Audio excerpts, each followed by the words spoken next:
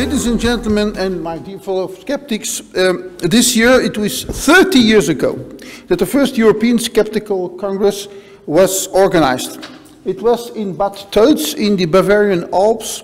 I was there, I remember very well. And I met there for the first time a young man who was the real motor of the Congress already, a young dynamic guy named Amadeo Sharma, who is also here.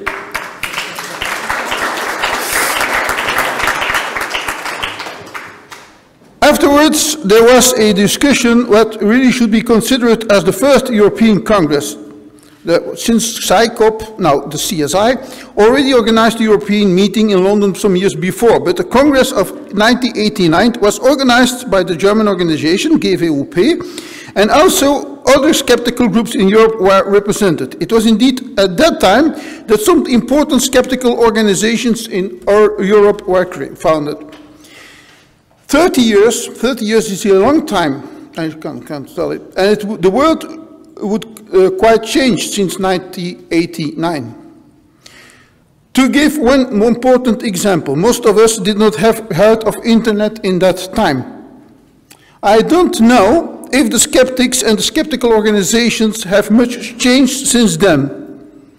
And I'm not sure that the public now is more skeptical to pseudoscience than 30 years ago. But I am convinced that the attitude of the public to this, at least some kinds of pseudoscience has changed in a more critical way. And that is due to the results of our activities to our information since 30 years and more. So this morning, we'll look back to what we have realized in 30 years. It was my intention to give first an overview of the 18 congresses during the past 30 years. But we changed this due to a painful event.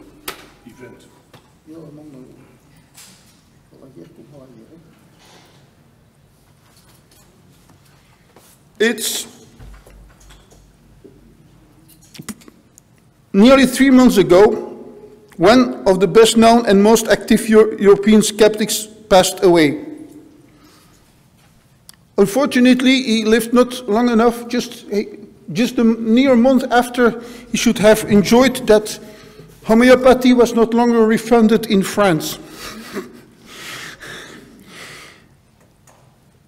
Professor Dr. Willem Betz, I am personally very touched by the death of a friend and a comrade in the skeptical struggle for more than 30 years. It's not because he was from Belgium, and I know him very good, that I ask your attention for this morning. Indeed, some skeptics from different countries who knew him very well asked if there should be a commemoration to what he meant for us. And since Willem Betz was one of the most frequent speakers at the European Congresses, we thought it should be a good idea to spend some minutes to what he means for us. Indeed, Wim participated at, I called it 12 European Congresses and was a speaker at least 9 or 10 of them. Moreover, he spoke in 3 World Congresses. At last time in Berlin, he received a European Award for EXO, but Amadeo will perhaps tell more about this. I shall not give here an account of his career and his activities. Let me only briefly tell how he became engaged in the skeptical movement. When more than 30 years ago, skeptics in Belgium began to meet for closer cooperation, he was one of the few physicians, doctors, who were really engaged in that matter.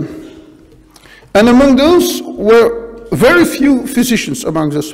He was the only one who really knew something about alternative medicine, especially homeopathy. The reason was that as a general practitioner, he became fascinated with the fact that some of his patients went to alternative practitioners. For that reason, he began to follow courses in some form or alternative medicine, like homeopathy. He found it very irrational, but he tried it on some of his patients, especially when one day he prescribed at the wrong homeopathic drug for a patient and discovered that it worked as well as the correct homeopathic drug. At least the patient was also satisfied. At first, it was his intention to create an association of doctors against quackery, but when he felt a lack of interest among his colleagues, he was very happy to meet skeptics from other areas of interest, because he really was not a narrow-minded specialist.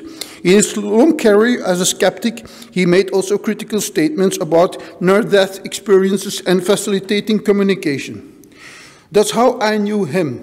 But more important in this meeting is to tell how skeptics from other countries know him and his work. So I should ask 3 or 4 well-known skeptics to tell us briefly something about him. Well, the first is not yet arrived. I don't know what happened. But I should ask firstly Dr. Kees Renkens from the Netherlands, who know him very well. He was very active in the Dutch associations against quackery.